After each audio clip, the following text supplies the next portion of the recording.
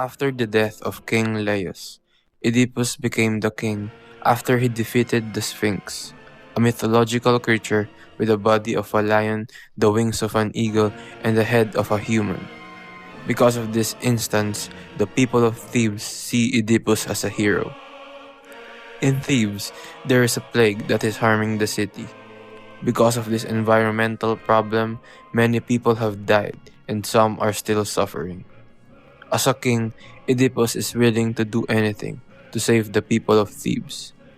A priest suggests that Oedipus talk to a god Apollo for help. Oedipus asks his brother-in-law Creon for help in addressing the plague that is harming the city.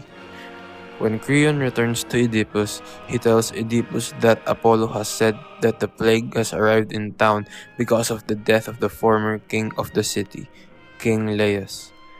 As Oedipus receives this news, he is willing to do anything as soon as possible to solve the problem of Thebes by finding whoever killed King Laius and giving the culprit a punishment. Oedipus asks the people about the information of whoever killed the former king of Thebes.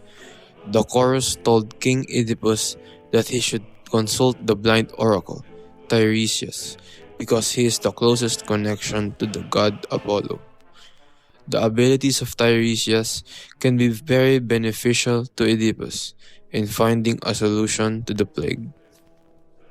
Thebes is in chaos, and Oedipus, the determined king, is relentless in his quest to discover the truth about the epidemic that is ravaging his city. His annoyance grows when Creon, his brother-in-law, returns from the oracle with unsettling news. The oracle has declared that the murder of the prior king Laius must be found and punished in order to lift Thebes' curse. Oedipus, already on edge, becomes suspicious of Creon's intentions. A furious argument ensues, with Oedipus accusing Creon of treachery and conspiracy, believing that Creon wants his kingdom. As the shadow of doubt grows greater in Oedipus' mind, the tension between the two men arises, each word pouring with rage and suspicion. Jocasta, Oedipus' wife and queen, states the events of Laius' death in an attempt to calm his increasing anxiousness. She recalls how a group of robbers murdered Laius at a crossroads in an apparent random act of violence.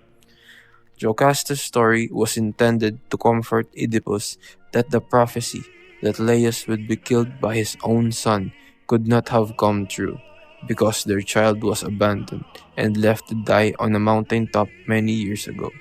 However, her description triggers a strong, disturbing identification in Oedipus. The place, the circumstances, it all starts to coincide with a terrible memory from his past, triggering a chain reaction of troubling thoughts and blurred realities. The arrival of a messenger from Corinth brings surprising news. Oedipus' supposed father, King Polybus, has died of natural causes. The news comes as a relief at first, since it appears to debunk the prophecy that Oedipus would kill his father.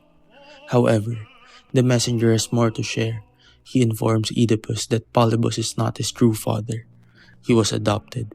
He describes how he, a shepherd, discovered the infant Oedipus with his ankles bound on the mountainside and gave him to the Corinthian king and queen.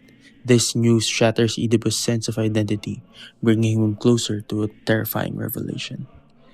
Oedipus sought the company of the old shepherd who discovered him. Under pressure, the shepherd ultimately admits that Oedipus is the son of Laius and Jocasta. The prophecy has come true. Oedipus killed his father, married his mother. The horrible truth slams down on him, leaving him broken and empty. The once proud and unwavering king is reduced to a tragic figure, his fate sealed by the very truths he fought so hard to discover. Jocasta is overwhelmed with grief and despair. She takes her own life by hanging herself in her chambers, resulting in a tragic consequence. This further depicts the tragedy of her character's selfishness. Additionally, this scene ripples into further tragic events in the story. After discovering that he has unwittingly killed his father Laius and married his mother Jocasta, Oedipus is overwhelmed with horror and guilt.